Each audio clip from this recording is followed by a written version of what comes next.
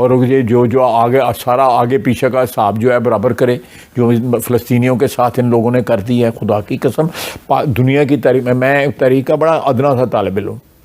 मैं 4000-5000 साल की तारीख जो है इंसानी तारीख है उसको कवर कर सकता हूँ। अगर इसके ऊपर कोई बहस शहस होए, इस किस्म का वाक़या जो फ़लस्तीनियों के साथ जो हुआ है, किसी कौम ने किसी कौम के साथ नहीं किया। तो नेतन्याहू इस काबिल है कि उसको उठा के बद इंसानियत का बदतरीन मुजरम है, बदतरीन। उससे बड़ा मुजरम जो है इंसानियत। और जो लोग उसकी पुश्तपनाही कर रहे हैं, आप कानून क्या कहता है बैटर्स को, जो मदद फ्राहम करें, एआनत करें जुर्म की उसमें। खाई साहब, मैं अब यहाँ पे ब्रेक लगा देता हूँ इसलिए कि आप वज़ीर दफ़ा हैं पाकिस्तान के, और जो आप गुफ्तगू कर रहे हैं बहुत से लोग ये समझेंगे कि शायद आपका इशारा ट्रंप की तरफ है। जिस तरह अमेरिका वेनेजुएला के राष्ट्रपति को उठा लाया, उसी तरह नेतन्याहू को भी उठा लेना चाहिए। ये बयान है पाकिस्तान के रक्षा मंत्री ख्वाजा आसिफ का। ये बात उन्होंने तब कही जब वो पाकिस्तान के जियो टीवी चैनल पर लाइव इंटरव्यू दे रहे थे। तभी उन्होंने कुछ ऐसा बोल दिया कि टीवी चैनल को तुरंत ब्रेक लेना पड़ा। इस बयान का असर ये हुआ कि ये बात न सिर्फ पाकिस्तान बल्कि अमेरिका के राष्ट्रपति ट्रंप तक पहुंच गई। इंटरव्यू के दौरान रक्षा मंत्री ख्वाजा आसिफ ने इजराइल के प्रधानमंत्री बेंजामिन नेतन्याहू को मानव इतिहास का सबसे बड़ा अपराधी बताया और कहा कि अमेरिका को उन्हें अगवा कर ट्रायल में लाना चाहिए। उन्होंने कहा कि फिलिस्तीनियों के साथ जो कुछ गाजा में हो रहा है, वैसा अत्याचार हजारों साल के इतिहास में किसी ने नहीं किया। बातचीत के दौरान उन्होंने नेतन्याहू का समर्थन करने वालों को सजा देने की बात कही। फिर क्या था, टीवी एंकर को तुरंत उन्हें रोकना पड़ा और फिर ब्रेक लेना पड़ा। नमस्कार, अस्सलाम वालेकुम, सत श्री अकाल, जय झूलेलाल। मैं हूं जी प्रेम मटलानी और आप देख रहे हैं हालत हाजरा का प्रोग्राम। हकीकत ये है, इब्तदा में आपसे दरख्वास्त है, चैनल ज़रूर सब्सक्राइब करें। दोस्तों, कल या परसों पाकिस्तान का एक जियो टीवी है, जंग अखबार वालों का है, उसमें हामिद मीर काम करता है और हामिद मीर अपने आप को ऐसा समझता है कि पाकिस्तान का सबसे बड़ा सहाफ़ी है, वो जर्नलिस्ट है। वो पाकिस्तान के वज़ीर दिफा, डिफेंस मिनिस्टर जनाब ख्वाजा आसिफ का इंटरव्यू कर रहा था टीवी स्टेशन में, और वहाँ पर वो चलते चलते बात निकली फ़लस्तीन की और गज़ा की। तो उसमें ख्वाजा आसिफ ने ये कह दिया कि नेतन्याहू यानी इसराइल का जो वज़ीर आज़म है, वो तारीख का सबसे बड़ा जो है मुजरिम है, ह्यूमन राइट्स का वायोलेटर है, और उसको पकड़कर उसके ऊपर केस चलाना चाहिए। और उसने ये भी कहा कि अमेरिका जब निकोलस मादुरो को अगवा कर सकता है, वेनेजुएला का सदर जो है, तो उसे चाहिए कि वो नेतन्याहू को अगवा करके लेके जाए अमेरिका और उसके ऊपर केस चलाए। लेकिन चलते चलते उसने उसमें ये भी कह दिया कि जो लोग उसकी हिमायत करते हैं, जो इनेबलर्स है, उनके ऊपर भी केस चलने चाहिए। अभी यहाँ पर तो सेल्फ कंट्राडिक्टरी हो गया उसका। एक तरफ वो ट्रंप से मांग करता है कि वो नेतन्याहू के ऊपर केस चलाए, और साथ साथ में वो ये भी कहता है कि खुद ट्रंप के ऊपर भी केस चलाना चाहिए, क्योंकि वो उसका इनेबलर है, वो उसकी हिम्मत अफजाई करता है, उसकी मदद करता है, नेतन्याहू की और इसराइल की। अब जब ऐसा मौका आया तो हामिद मीर डर गया कि ये तो पाकिस्तान की जो स्टेटेड पॉलिसी है उसके खिलाफ है, इसीलिए उसने चलते चलते इंटरव्यू रोक दिया और बंद कर दिया इंटरव्यू। अब हकीकत में तो इतना सेल्फ कंट्राडिक्टरी है पाकिस्तान सरकार के लिए कि उसका एक डिफेंस मिनिस्टर एक तरफ कहता है कि ट्रंप के ऊपर और नेतन्याहू के ऊपर केस चलना चाहिए, दूसरी तरफ उसी ट्रंप के लिए पाकिस्तान सरकार उसको नॉमिनेट करती है कि उसको नोबेल पीस प्राइज मिलना चाहिए। यानी ये किस किस्म की सरकार है जिसको खुद को नहीं मालूम कि उसके लिए दुरुस्त कोर्स ऑफ एक्शन क्या है। बाकी जहाँ तक उसके ये कहने का कि नेतन्याहू के ऊपर केस चलाना चाहिए, तो मैं अपनी तरफ से मैं सवाल करता हूँ ख्वाजा आसिफ से, मैं सवाल करता हूँ पाकिस्तान सरकार से, क्या हमास और इसराइल की जंग इसराइल ने शुरू की?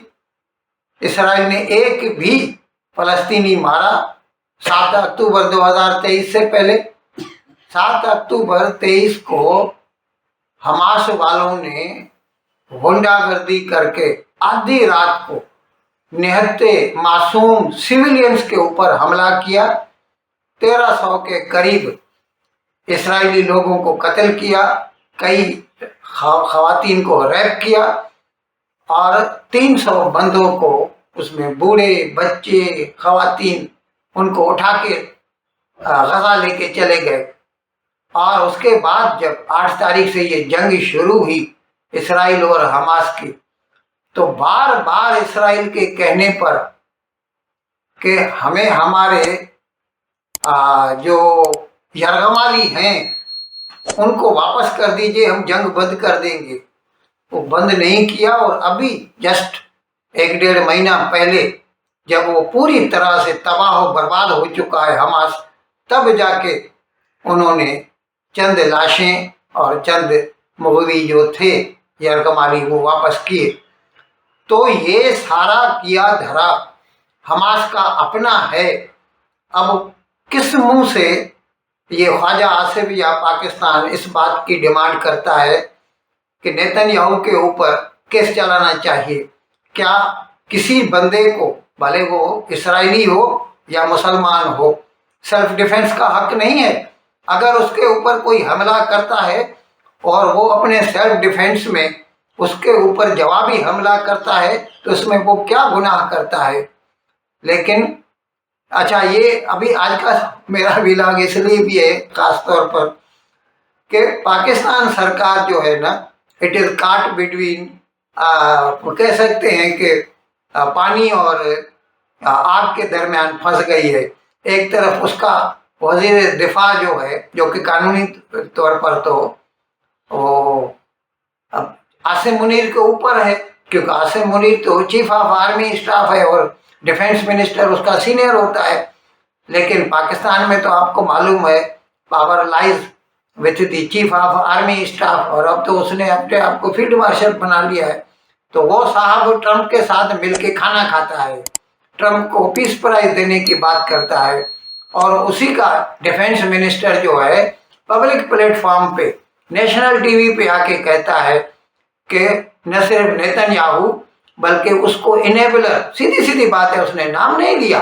इसका मतलब है ट्रंप के ऊपर भी केस चलाना चाहिए। इसीलिए तो हामिद मीर डर गया और चलते चलते उसने प्रोग्राम बंद कर दिया।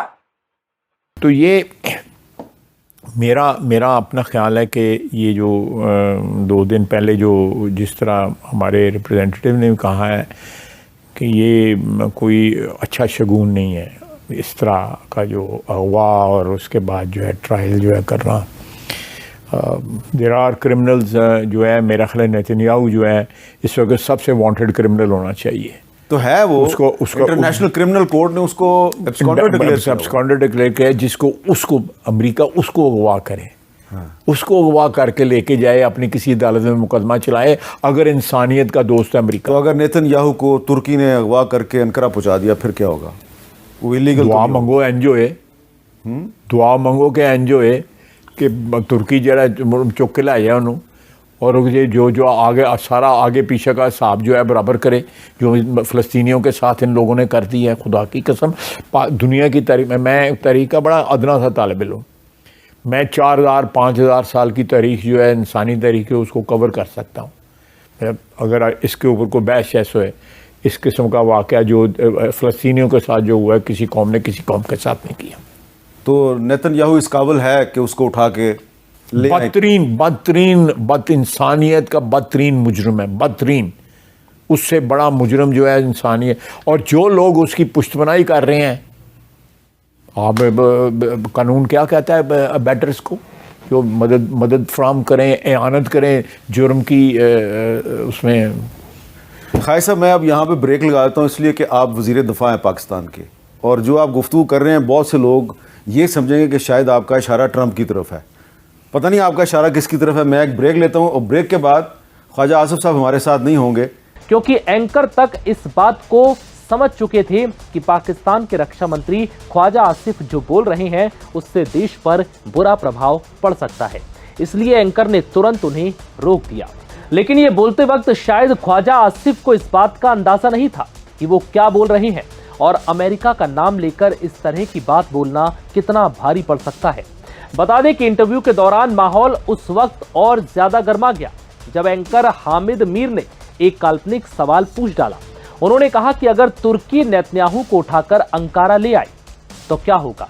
इस पर ख्वाजा आसिफ ने बिना हिचक कहा कि वो दुआ करते हैं कि ऐसा हो और तुर्की को फिलिस्तीनियों पर हो रहे अत्याचारों का बदला लेना चाहिए।